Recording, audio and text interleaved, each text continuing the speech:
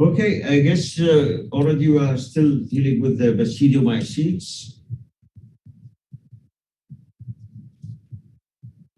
Okay.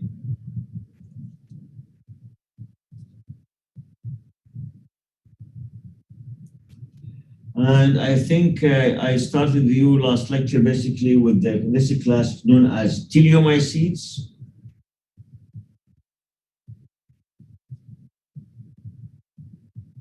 Okay. And in teleomycete, as I mentioned to you, there are two orders because these are considered one of the most important group of the basidiomycete for anything, not only mainly because the species of this, they can cause diseases, either the rust or we call it the smut, two of them. Okay, basically what we have one order already I mentioned to you, one order known as the Euridinialis.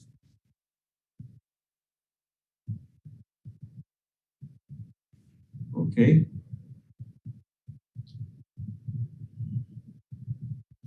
And basically this is known as the rust because as I mentioned to you, okay, and the other order we have there basically is the order Euridinialis. Okay.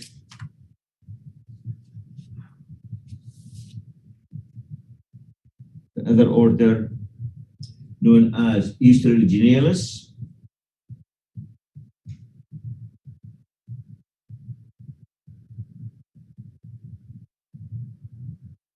Okay.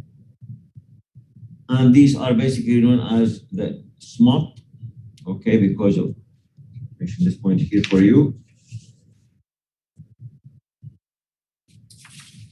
I think the last thing I mentioned to you in this regard, because I'm going to start first with the order Euridinialis.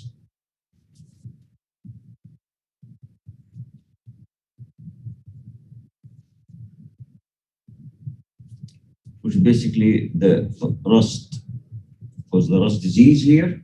And as I mentioned to you, they call it the rust simply because, as a matter of fact, when the basically occur mostly on the cereal, grass, what you call wheat, all that. There are so many strains of this one here, okay? And basically, when they infect, as I mentioned to you, basically in the end, the spores will come over the leaf like this in the rust color, either this one here or this basically like tiller of the wheat, okay? So that's what we call it basically known as the rust disease, okay? And I think already I mentioned to you last lecture before I ended, and the last thing I mentioned to you that the order Euridinialis, already mentioned, include about 164 genera and about 7,000 species, okay? And almost like 3,000 species only in one genus known as Pixunia, which is basically, okay, now continue after that here, okay? If there's any point I want to mention it.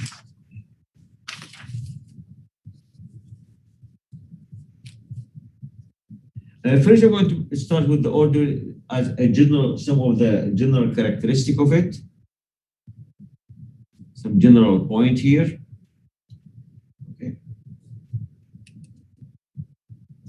You remember we mentioned sometime when we talk about the basidiomycete and there are some differences. Going to mention it here to focus now.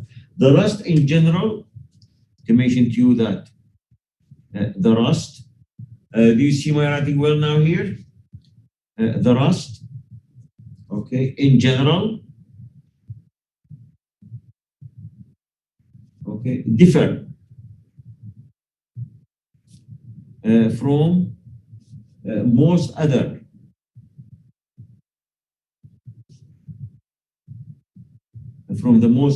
basidiomycete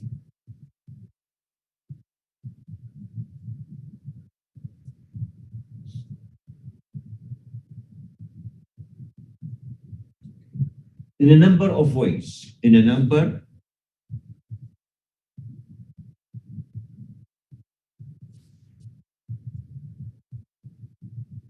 of ways. I'm going to make some of the point here, okay? Remember when we talk about the septa between the cell, and it has what you call that pore, which has a barrel shape, we call it dolipore, okay? And we mentioned basically that in case of the telomycete different, so this is going to mention again here, that the mycelium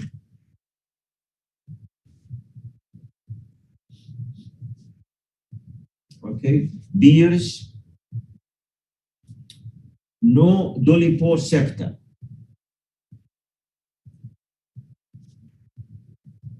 Bears no dolipo septa. This is one different from the other basidiomycetes. Okay, I think I will have it maybe. Let me see now here just to.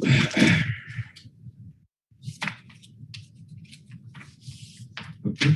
If you remember, I showed you this one here. Give me a second.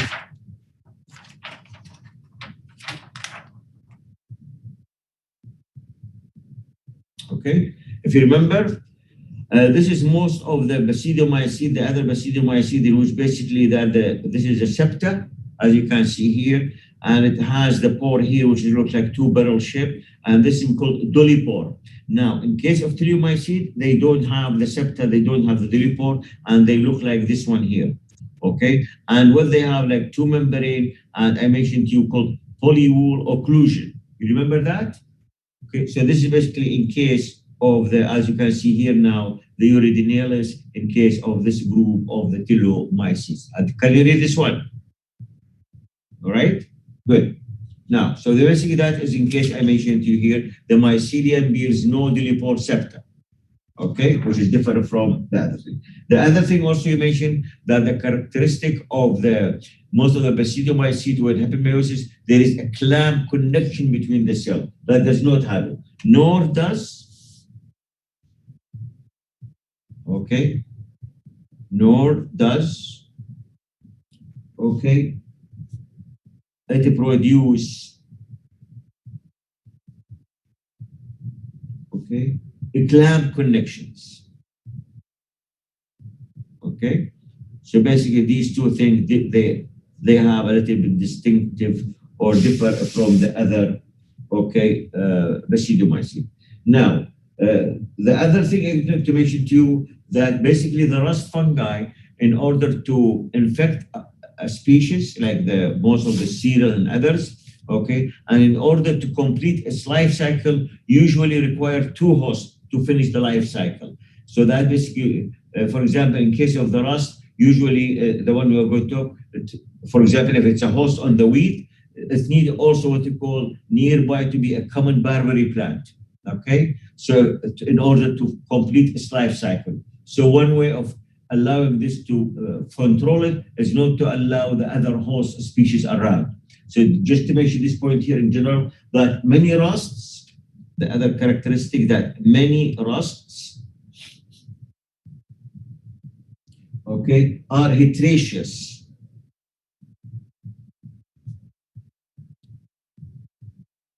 Heterogeneous. That means, in other words, okay, that heterogeneous, okay, that means that is that they require, okay, two different species or hosts, two different species, okay, of a plant hosts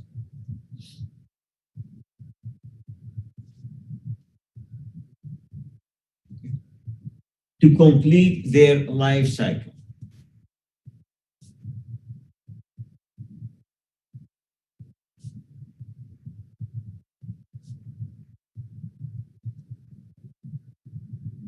For that, so they require two types of hosts in order to complete their life cycle, and this terminology called heterogeneous. Okay, now the other characteristic that all rusts are heterothallic. All rusts are heterothallic. Okay.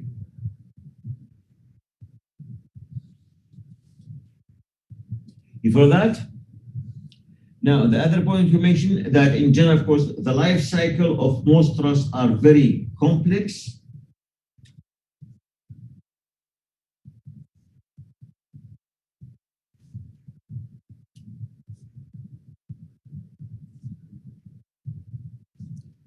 Of most rust species, okay, it's very complex, okay, and also because they during that life cycle they produce different type of spores, and to mention these, okay, and several type of spores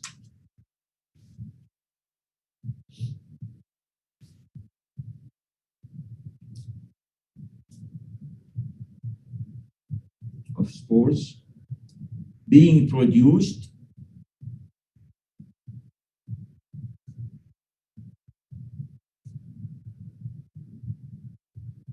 okay, during its development.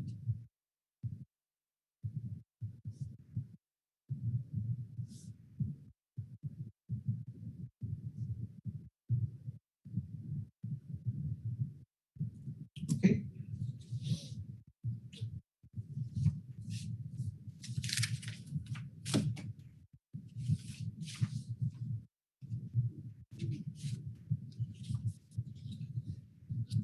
So basically, I'm going to take what you call an example. I'm going to use one of the rust species here, is known as Pexunia graminis.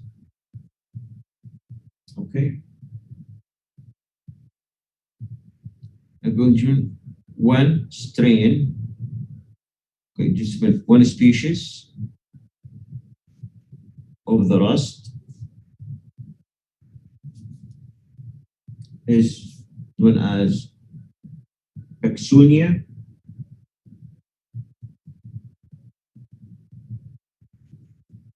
graminis.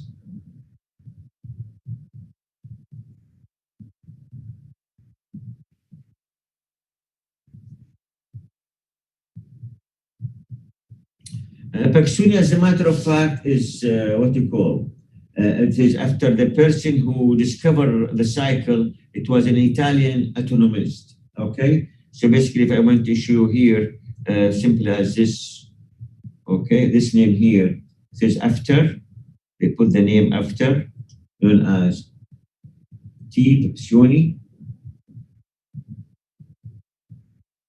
okay, which is simply an Italian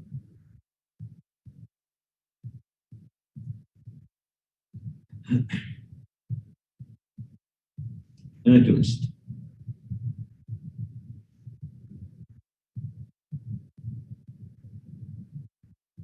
Okay, we discovered the life, what you call the life cycle of this one here. Okay, and the Pexunia graminis basically it causes that disease known as that cause the disease, which is known as cause the black stem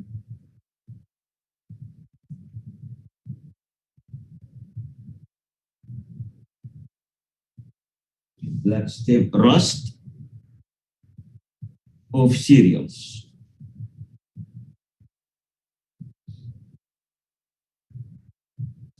So basically that's known as Pexunia graminis, basically which causes what you call the black stem of rust. Okay, now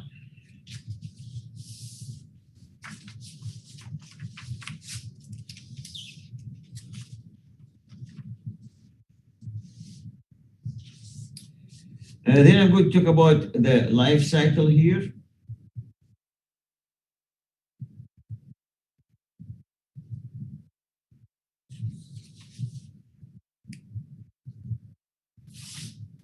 Before that, I just to mention a few lines. Basically, now the wheat rust, this is called the wheat rust.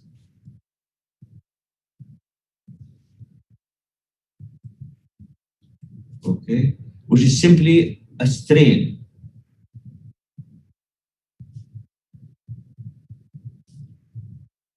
Because if you remember when I mentioned in the beginning, we have about 3,000 species of this one. Okay, Pexunia graminis. Of course, the graminees from the name, because it's a gramine is what you call the family, the name family for the grasses, called the gramine. Okay, or sometimes we call poaceae, but use gramine, and that's your Paksunia graminees. Okay.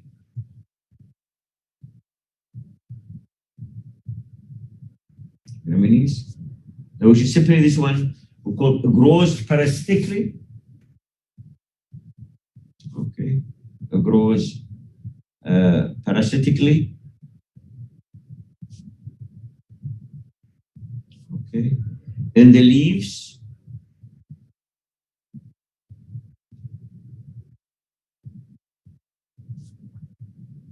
And stem of wheat.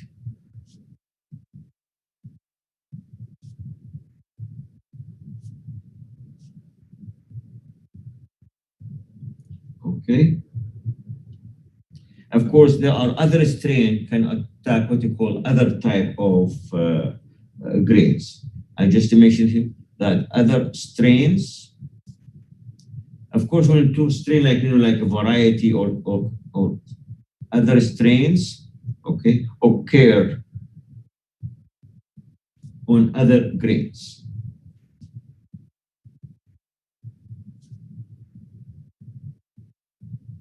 Okay. And of course, when infected, then of course they're going to absorb the what you call the material from the wheat. Okay, and this basically then absorbing. Okay, material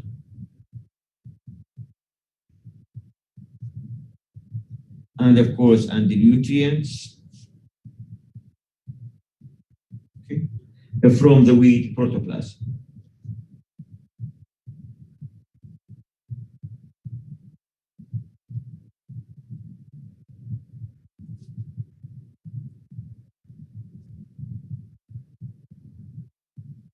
Okay.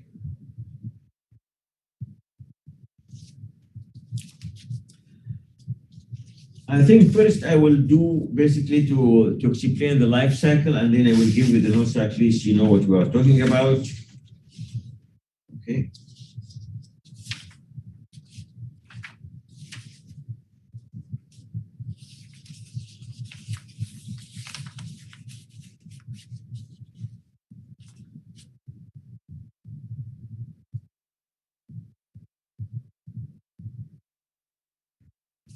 Okay. Do you see this one here?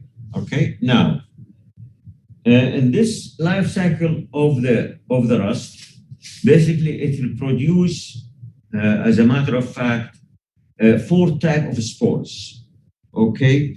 One of the spores is known as the Euridinium.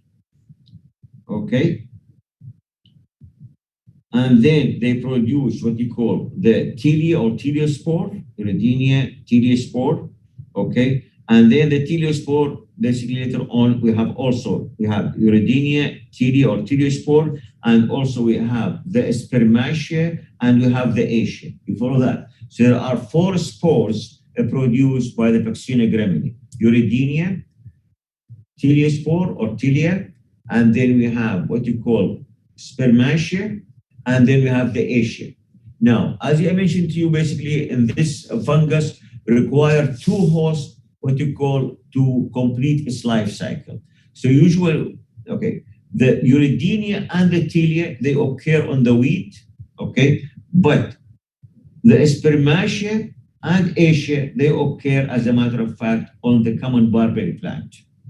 Okay, so that's what I'm thinking. So I'm going to explain it. Now, if we start from here, that we have these spores with and infected what you call the wheat. Okay, it's going to grow on the wheat, whether the leaf or the stem, and it's going to produce a cell, as you can see here. After the hyphae grows inside the cell, and going to produce these type of spores, which is basically with a thick wall and 2 or known as binucleate. Okay, but there is no septa between them. This is known as Euridinospore, known as the Euridinospore or Euridiospore. And the area or the lesion in which they occur like this is known as the Euridinia, as a prular or Euridinium. Do you follow that? Now, when the Euridinium spores, this infection occur on the weed. When the Euridinium spores are matured and matured already, then either by the wind or by insect can affect another weed plant, maybe the same plant. They can grow on the same plant. They germinate. Okay, they germinate, and after what you call they grow and mature, they produce another type of spore, which is known as teliospore. You see this one, which is basically also thick one with basically thick wall with two cells, okay? And this is known as the teliospore. So the spore is known as a teliospore, and the lesion in which they are being produced known as the telia, as a plural, or if you talk about one, you call it the telia.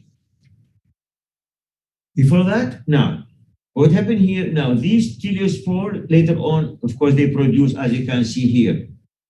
Remember when I showed you the teliospore, they may go for, of course, what happened, what you call the dikaryotic, then karyogamy occur, and then when meiosis occur, then it's going to produce what you call a germ tube like this, and this germ tube basically produce 4 of teliospore. Now, this telia, as a matter of fact, in the beginning, it may go through a dormancy, or it's going to germinate in the next season, either on the same leaf or sometime even in the soil. You got this point here. Now, when it germinates and finish what I've already mentioned to you, and it produce the teliospore, now these spores no more can infect basically the wheat plant. That means, because really the relation between the fungus and most of the time of some species really is also very genetic relationship. That means even the spore goes, if there is no, does not germinate. Okay. But in this case, what required is going to germinate if there is a nearby common barberry plant. You follow that? If there is a common barberry plant, this teliospore is going to germinate and is going to produce 2 types of spores. One of them mostly occurring on the upper surface of the leaf, and one occurring on the lower surface of the leaf. The one which occur on the upper surface of the leaf, which is look like a bell shape, like this one here, and known as spermatia. Okay? Or basically it look like a flask shape. This is known as spermatia, okay? And the spermatia, of course, later on is going to produce basically the spermatia spore. Now, the other spore, the other type of spore of this occur on the lower surface of the leaf of the common barberry, which produce like converted bell like this. And this is known as the Asia, or we call it Asium as singular. Can you read this? I'm asking you, can you read it? No? No, can you lower the page? Thank you. Can you read it now? This one here. Yeah. So either called Asia or called Asia. Now, what happened here, this is basically the spermatia, which is on the upper of the surface of the leaf, and this is the Asia on the lower surface. Now, what happened here, when the spermatia spores mature, it being carried by the wind or by insect and reaches and touches the hyphae of the Asia. Okay, when it touches the hyphae, that is going to stimulate that hyphae and is going to produce thousands of spores known as Asia spores. Did you follow that? That when the spermatia mature, okay, and either carried by the wind or by insect to what you call to this hyphae here of the Asia, then the Asia is stimulated and produce thousands, a huge number of Asia spores. Did you follow that? Now, when the Asia spores are ready now and blown by the wind, they are no more can germinate or infect the common barberry plant. They have to see nearby a wheat plant, and they're going to germinate on it, and it's going to produce what you call the Euridinia spore and the Euridinia, and the life cycle repeat itself. Do you follow that? So basically, as you can see in this Pexunia gramini, produce 4 spores in its life cycle, the Euridinospore, the Teliospore, the Spermatia, and the Aeschiospore. Okay, and require the two hosts, the wheat and the common barley. So there is basically, these are the notes. I am going to give it to you and show it to you again when try to explain it. Okay, now, is this clear? Okay, hopefully. Now, just to mention here in the beginning, we will start with the Euridinium. Now, at maturity, okay, at maturity,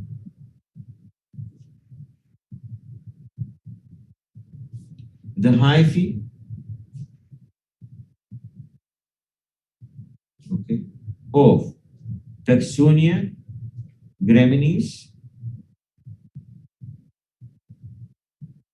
okay, erupt,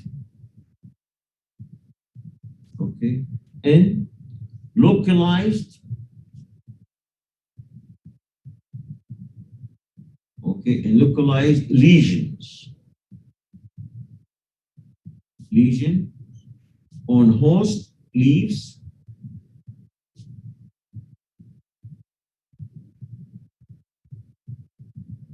okay,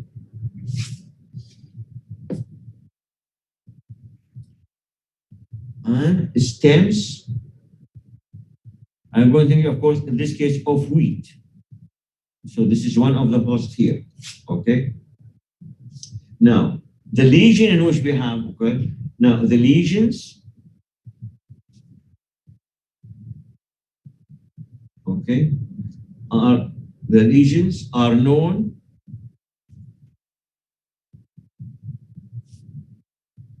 as Euridinium.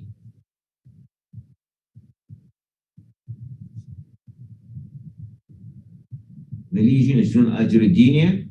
And of course, you should know that Euridinium is a plural. If you want to talk about one, we're known as Euridinium. Okay? And this Euridinium basically consists, okay, and consists of erect hyphae, that is described it already, I mentioned erect hyphae, bearing, okay, spores with rust-colored cell wall, with rust-colored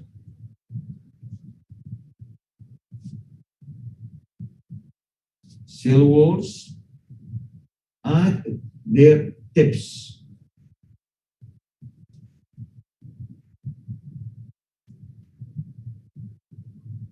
Okay, at their tips. And of course, these spores known as the Euridinospores. Okay.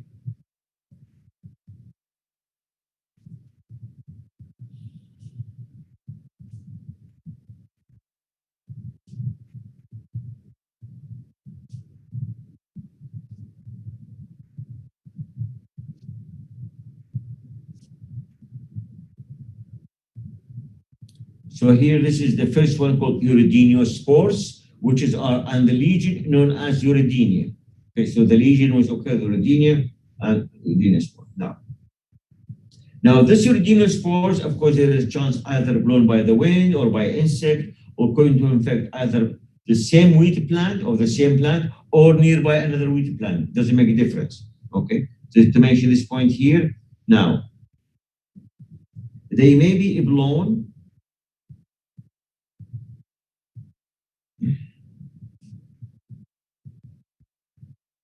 okay, to other host plants of the same species. Okay.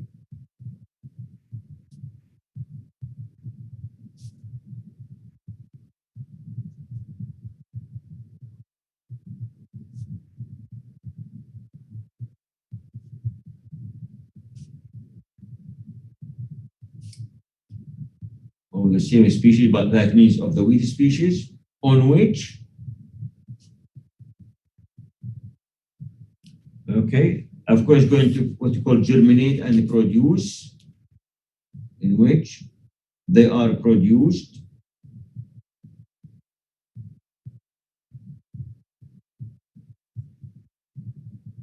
of course by this spreading the disease all over the place, producing the disease or producing are produced, sorry, this is produced, okay, produced, and thus, of course,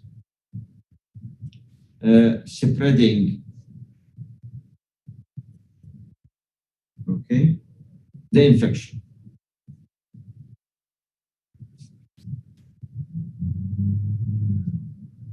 Okay.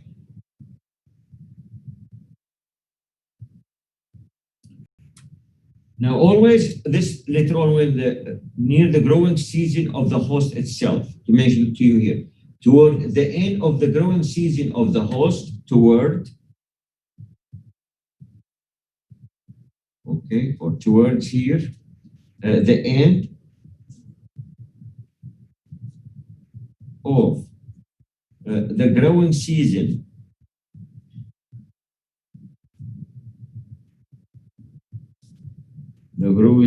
of the host,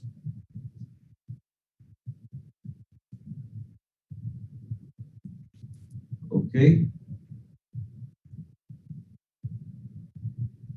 Now, this is what happened here. We call the Euridinial hyphae.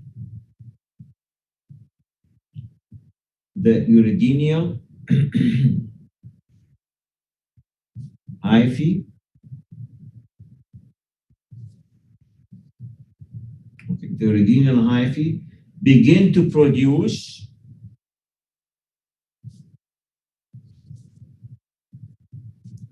okay, they begin to produce, as a matter of fact, two-celled, that is describing of the new, known as two-celled, okay, black wall, a black wall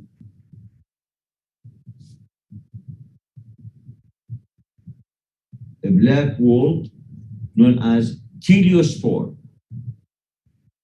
these spores known as teliospores, and of course the area or the lesion in which they are being produced is known as what you call the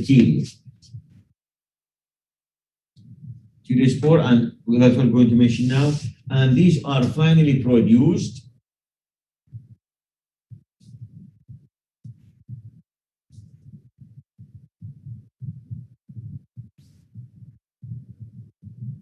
okay, and these are finally produced, of course, in a lesion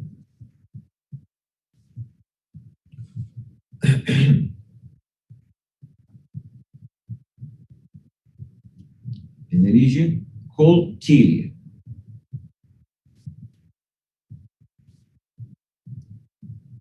So always remember this. So we have now the telia, and somewhere here, I guess I give you the rodinia, okay? So just to make sure that you have the rodinia, we have the telia, Euridinospore, and teliospore is okay here, okay? Now this telia, as a matter of fact, as I mentioned, whether on the plant or fall on the soil, they have to go first in the period of dormancy, and later on, of course, when chirogamy occur and meiosis is going to produce what we're going to show. Now, after a period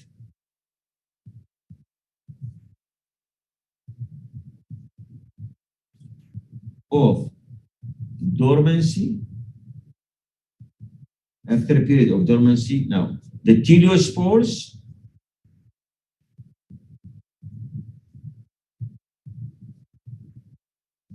okay, may germinate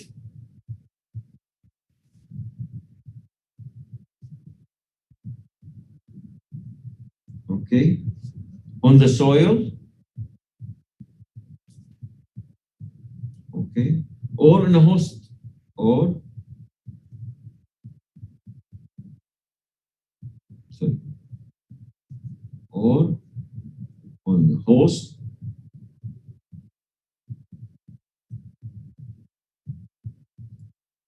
okay. Now, when they germinate, basically what happened here, the host, say, for example, stem or tiller, on the host stem or basically leaves, okay? And of course, what happened here, then forming, they produce forming, okay? Delicate,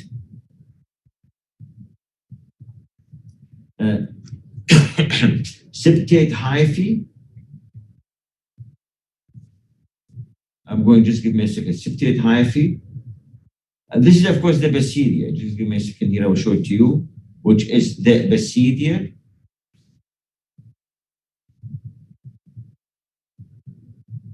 Okay, the basidia, which produce 4 thin basidiospore, which produce 4 thin-walled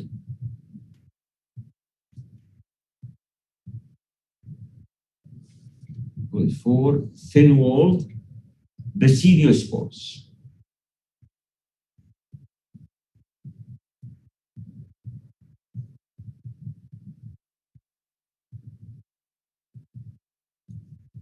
Okay.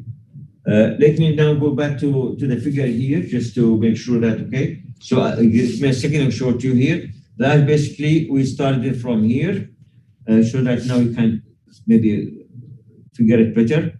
Now, as you can see, the spore from this germinate in the wheat leaf or stem, produce these hyphae with 2 binucleus cell, and with the cell basically in this case is color, rust color, and this is known as the teliospore, and the lesion or the area which are being produced known as the Euridinium as singular, or we call it Euridinium. Now, later on, when these spores are mature, blown by the wind or insect, they can infect the same plant or other plant of the same species, okay? And after germinate, they will produce, as you can see here, a black, the 2 cell black, okay, wall, and later on, this is after, till the end of the, what you call, the host growing season, or either, then they fall maybe also on the ground, and that shows to you this process I talk about, in which in the beginning the 2 nuclei are dikaryotic. Later on, they go basically in the karyogamy zygote, and then this zygote is going to go through meiosis, and then meiosis, of course, during that period, is going to produce this germitube here. Can you see this germitube which I talk about? And also thin germitube and septate for cell here, and later on they produce what you call the spore or the basidiospore. Are you following this? So basically, this is what I am talking at the moment here. Okay, so basically, as I mentioned to you here, after a period of dormancy, the teliospore may germinate on the soil or on a host stem or leaf, forming delicate septate hyphae, which is the called the germitube, this one here, and the basidia, which produce 4 thin-walled basidiospore.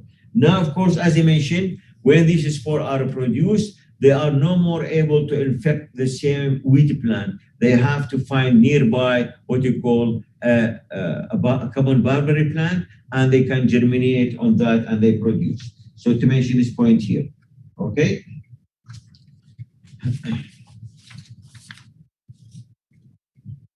Now, the point here basically, now the basidiospore can be carried.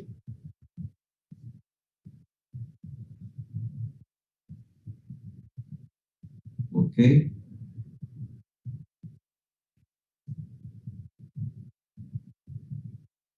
Can be carried, of course, by air current. Caused by air current. Okay. To a suitable alternate host. To a suitable, we call it alternate. This is RN, alternate host, okay? Alternate host, okay? And in the case of this one, in case of this strain, and in the case of Taxonia graminees, because what happened here, different strain or different species of the rust, they require different type of host or different type of host and different type of alternative host. Okay, so in this case, Taxonia graminee is the host, is known as the common barberry plant.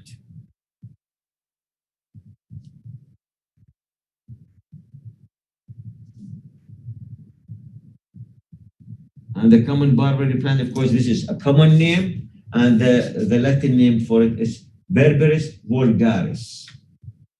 Between two brackets, I put it down for you here, known as Berberis. Okay, known as Berberis vulgaris.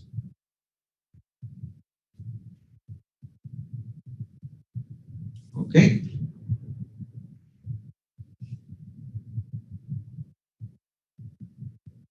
Now, as I mentioned, on this plant, they're going to produce now two type of additional spore. To mention at this point here, they germinate to produce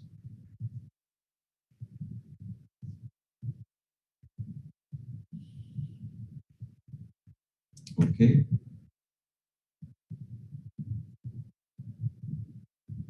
They germinate to produce what you call an intercellular mycelium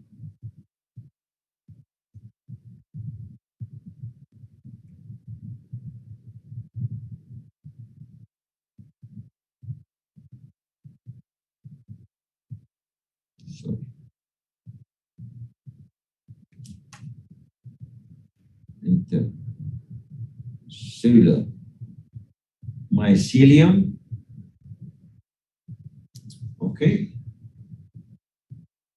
which forms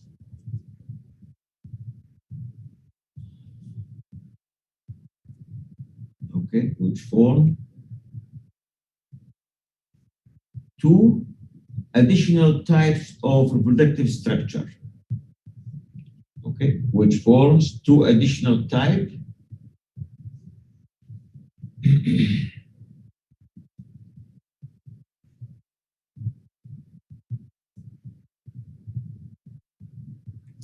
of reproductive, this is V here, reproductive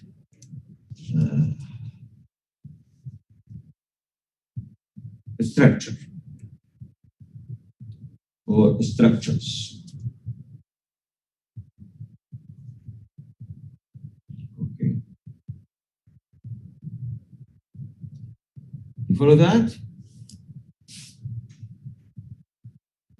They form two additional type of, now these structures known as what are the spermagonia,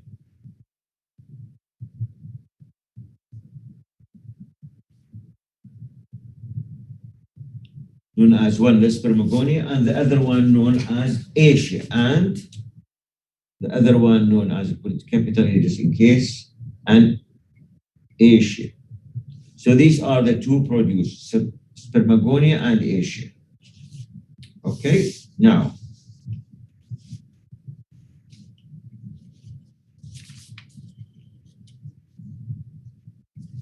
of course what have been the former one here,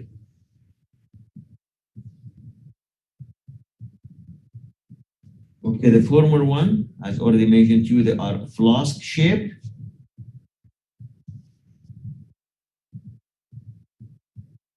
Flask shaped or flask like, and most often or often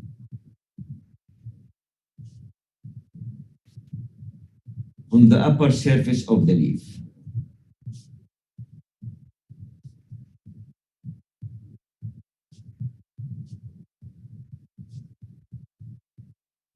For that, okay, and now the second one and the latter, the Asia, and the latter, okay, which is basically, as I mentioned, and the ladders, their shape are bill shaped or bill-like, bill-shaped or bill-like, okay, and most often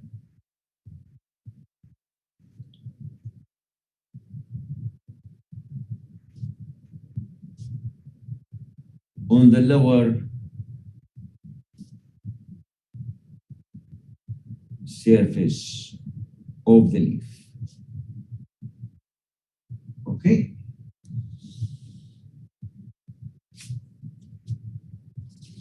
You finish from this one here, please. Did you finish from this one? I'm asking you. Yeah. Okay then. So just make sure that because you can feel more free how to move this one around. Now then we're going to find basically the type of the spore which are produced by the spermatia and by the acia. Now, to mention to you, the spermagonia, okay,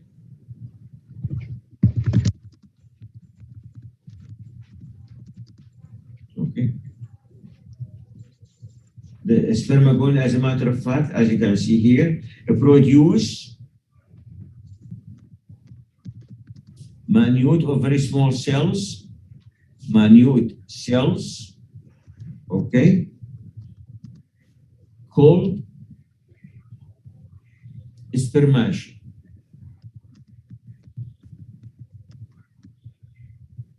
Okay, called spermatia.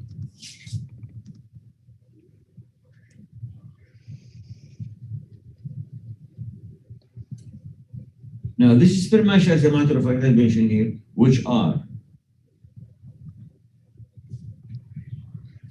carried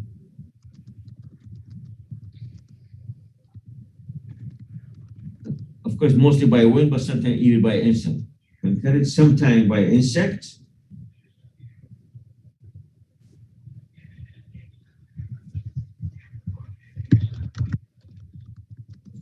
Yes, by insect, as a matter of fact here, okay. To the compatible,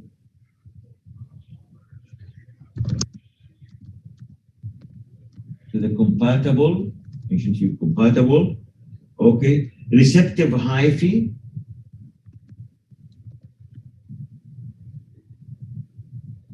of course, this compatible receptive hyphae basically is of the acia. Okay.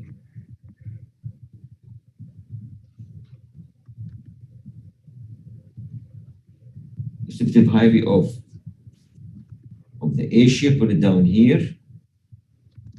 Okay.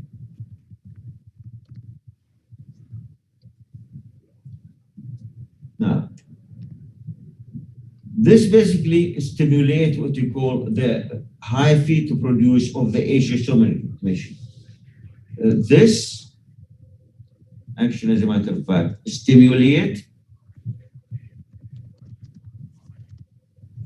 okay, stimulate the acial, okay, hyphae, okay, to produce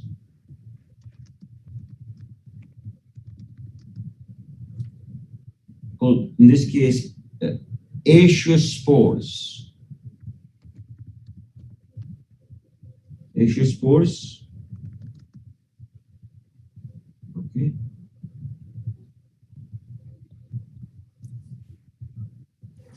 In large number.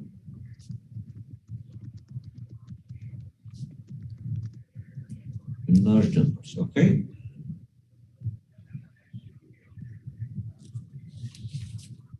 Of course, now in this case, as a matter of fact, the aciospores in this case, when being done, okay, now no more they can infect or germinate what you call on the common barberry plant. If there is a nearby what you call the wheat plant, then in that case going to germinate and going to produce again what you call the Euridinium or the Euridinium spore. So basically what to mention to you here now, okay? So finally going to mention to you that if air currents, or insect in this case, if air currents, okay, if air currents, right, to carry Asian spores,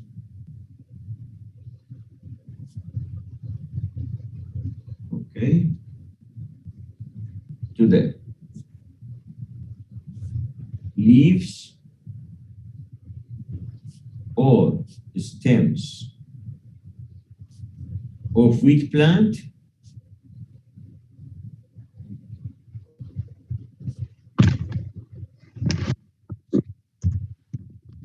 okay, of wheat plant, they're going to germinate, of course, and form, okay,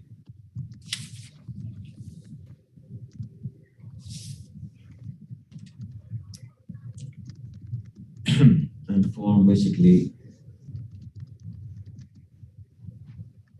mycelium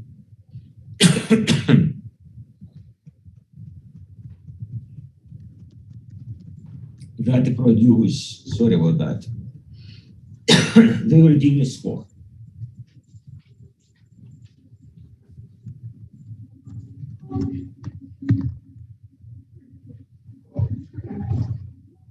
Did you follow that?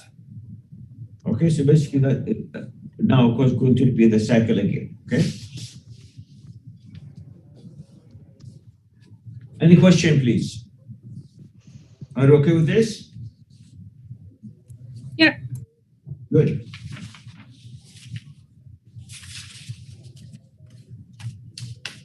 And basically, this is what you call, we talk about, this is important because the wheat rust, as a matter of fact, it's, and sometimes you can find even the rust can occur on many other species, really, not only, as I mentioned, they are quite large family and many strain of it, so they can occur in any place, okay? But what the strain we talk about, which is very economically important, is basically is because, as you know, the wheat and the cereal are very important economical crops. And usually sometimes when a pathogen of fungus infect a species or few plant of, okay, and especially in the right weather, can come over all the crops of that area in no time, okay? Now, this is basically with regard to rust. Now we're going to move to another order here, which we call it the smut fungi, which is under the order, the second order we talk about, known as the Euridinialis.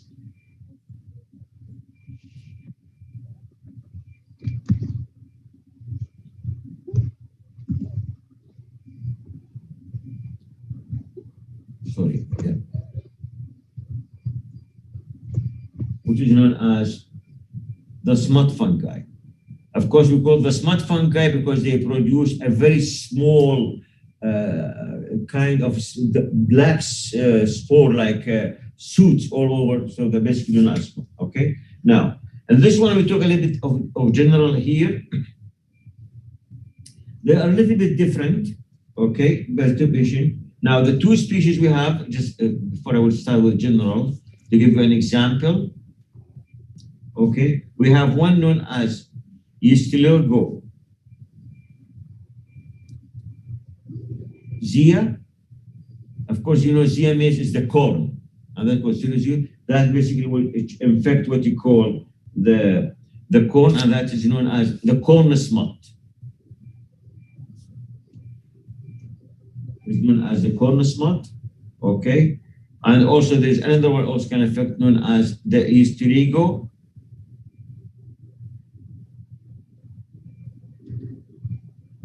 Okay, Maydis.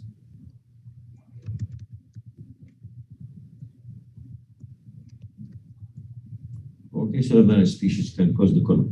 Now, talk about this basically in this group here. The order contain about 60 genera.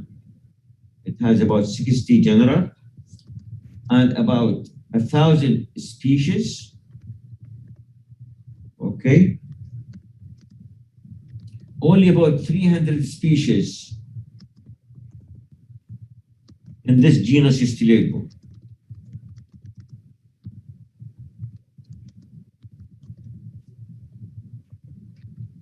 Okay.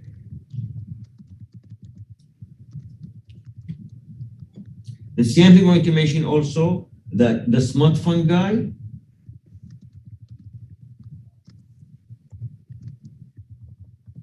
also they are all parasitic.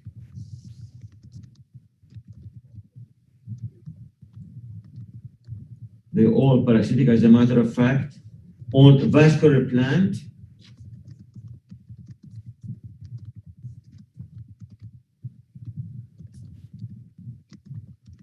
They are parasitic on vascular plant. Okay. And also, of course, they produce what you call a transversely septate basidia and produce, to see myself have a, yes. Give me a second, I will show you their basidia spores here, okay? And they produce, okay? Produce a transversely basidia.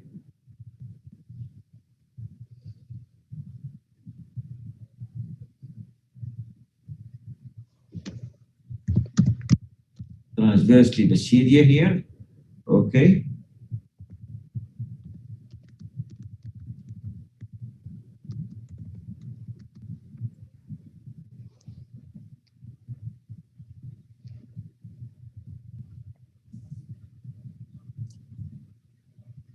That produce, of course,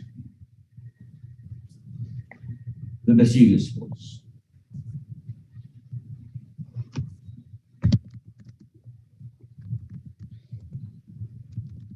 Okay.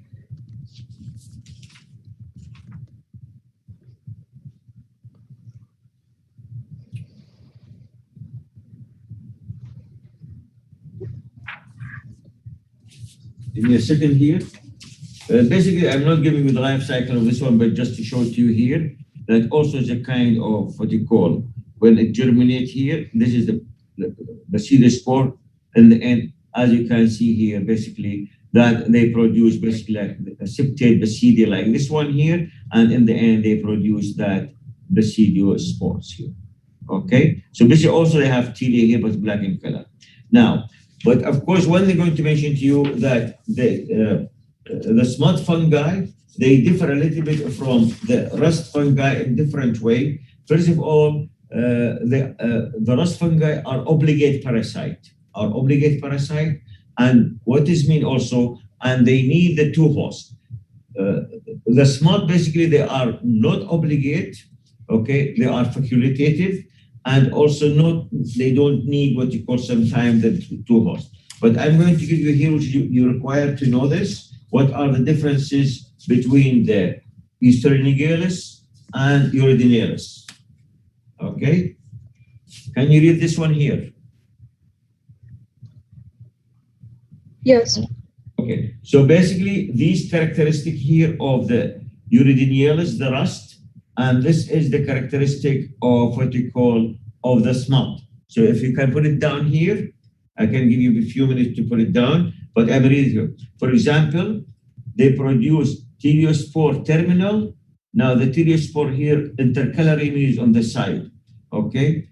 Basidio 4 should from stigmata, basidio number variable, for example. Spermagonia produced, no sex organ here, for example.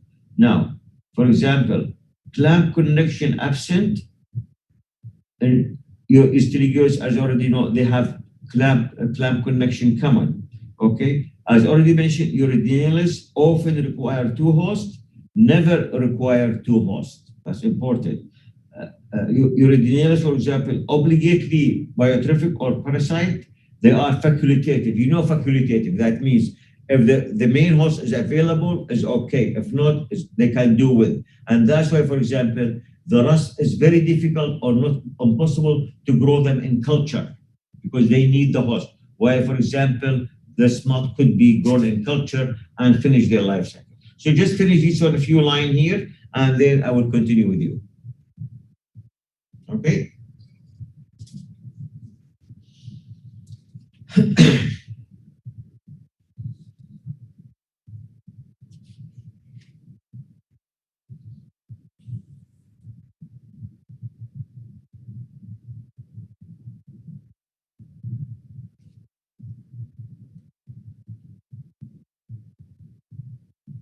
Okay, just give me a second here. We're back. Just pour some water.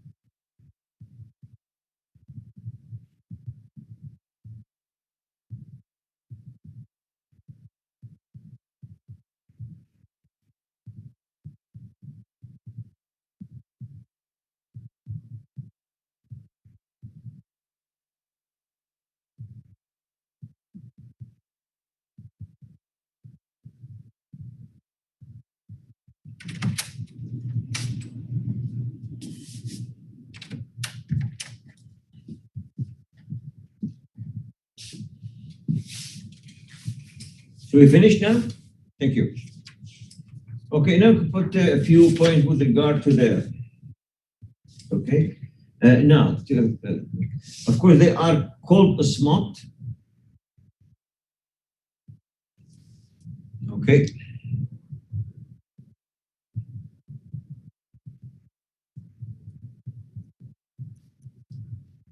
Because they form black. Sorry. Because they form black, okay, dusty spore. They form black, dusty spores, okay, which resemble the shoots.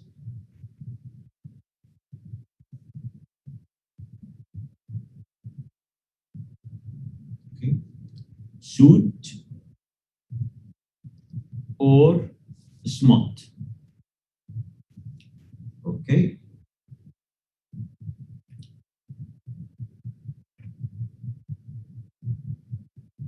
Now, when they're going to mention two things, because this is smut, as a matter of fact, sometimes which you produce in a large quantity, okay? In addition, of course, already I mentioned to you the characteristic difference of that. But sometimes when it gets in this machine, it can cause what you call can cause explosion, especially in the stored bin or so on, to mention. So in addition, causing, of course, the disease, okay? In addition, to mention to you here, of course, causing plant disease, okay? The smut spores because they produced it in huge amount, okay? They produced an enormous number. They produced, okay, an enormous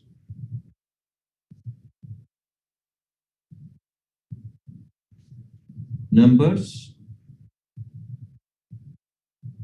okay? As I mentioned, they form what's called explosive dust. Okay, they will form explosive dust. Of course, in the thrashing machine,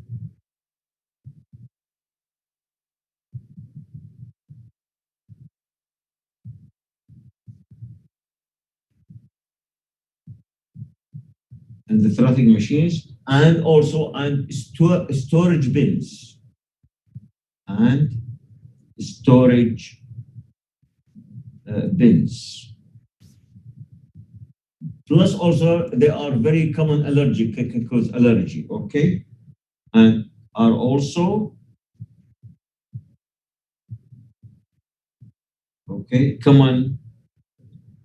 We call them. They are common allergens.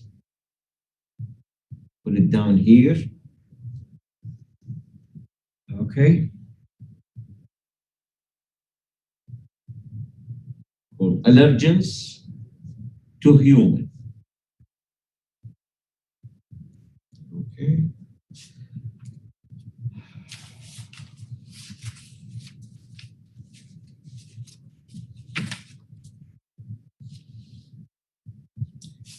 Now, just to give you an example here, what I'm going to mention to you here, basically, most of the time, what you call, I'll give you an example, that the smut fungi, basically, when we talk about the rust fungi, they are on the leaf. But usually, in case of the smut fungi, most of the time they attack the reproductive structure of the plant, and they are able, what you call, to induce. Okay, so you mentioned this further. The smut fungi most commonly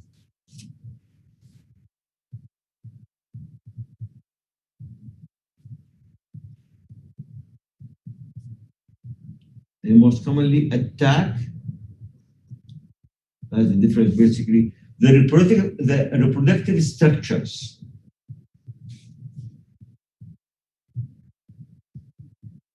The reproductive structures. Okay, that means the ovary and anther of the plant. Okay, of the plant.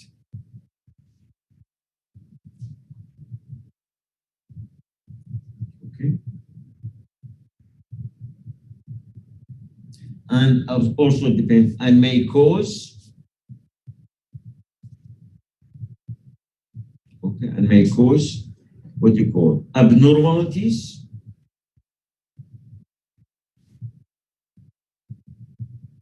Put it down here.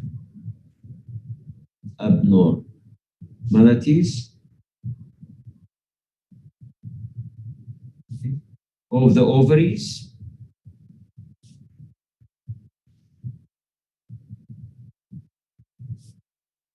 or anthers.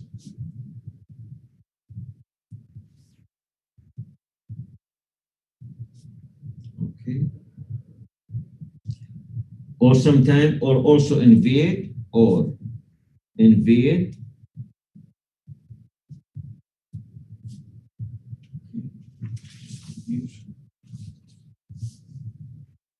Okay. Or invade the embryo in the developing seed, or invade the embryo in developing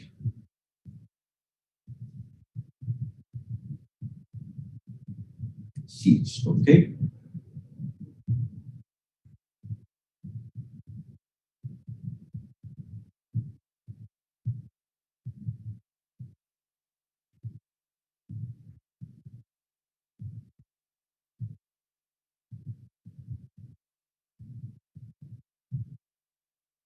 For example, I'm going to, because I don't want just to explain it, and maybe next lecture. This is almost the last of what you call of this basidiomycete, and after that, I'm going to move with you basically to the fungi imperfecti. But at the moment, just okay, just to give you an idea. Okay, for example, sometimes they either they infect. Okay, for example, they can infect the flower there, and if they infect the anther, okay, and also at the same time they can induce, if they infect the anther, they can induce ovary, okay, of that flower, and then that ovary, as a matter of fact, they infect it and they produce basically very like kind of, it looks like an anther, but they are spores, and this basically, and also with a sticky material, so that basically the plant can, as a matter of fact, the insect can be attracted to it and they can spread it to other species. Okay, so basically that's how they do sometimes, and especially some of the family they can what you call infected is the Caryophyllaceae, or the common name for it is what you call the carnation family. Okay, just a few lines before I would end my lecture, because already I left a few minutes. I don't like this. Yeah, just to mention to you here. Now, one interesting abnormalities to mention to you here. One interesting abnormalities.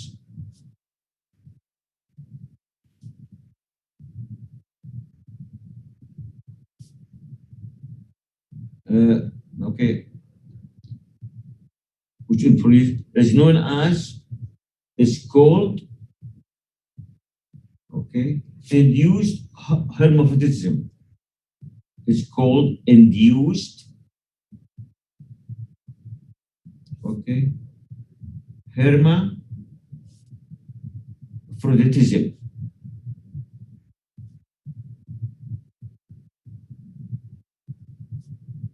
Hermaphroditism, okay, or known as, or alternatively,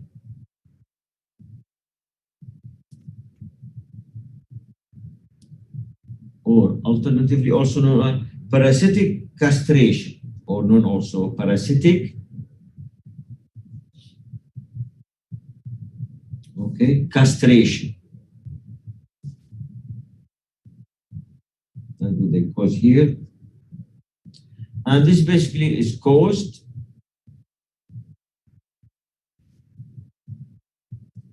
in one of the species of this spot fungi known as Eustilago violacea. It's caused by this spot fungi known as Eustilago as a genus. Okay.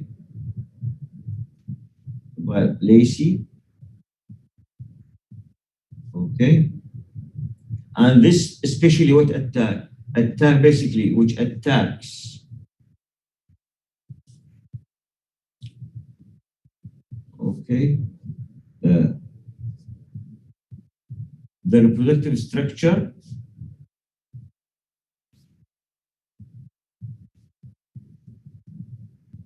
that means either the ovary or the anther, reproductive structures, okay, of Caryophyllaceae.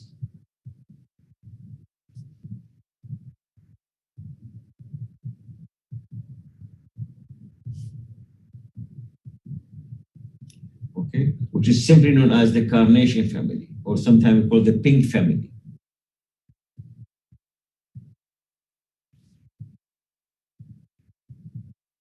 Sometimes you can see all this, the carnation milk can, you can see on the flower of Caryophyllaceae or the carnation.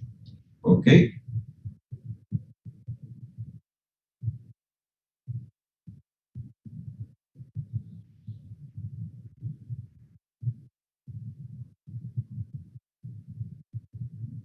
Yeah, I think it's. I think I will stop my lecture here, but just let me finish so that I stop here. Just to mention to you that infection. Hopefully, I'll finish this line here. Okay, infection, for example, of the male plant, that means the plant only with anther of the male plant, what result of the male plant results, okay, in replacement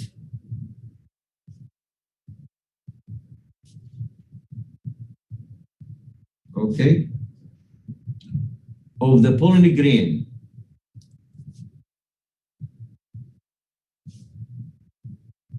You know the pollen grain is an anther. An anther,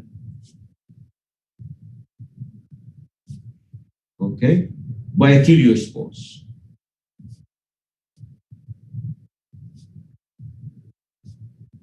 So they infect the male part and they induce the flower to produce what you call, to produce what you call, instead of producing the pollen grain, they start producing the teliospore, and these teliospore, as a matter of fact, okay, and sometimes and may induce the same thing, what you call the formation of ovaries. That means even in the male flower, formation of ovaries. Okay. Hopefully you follow the lecture now.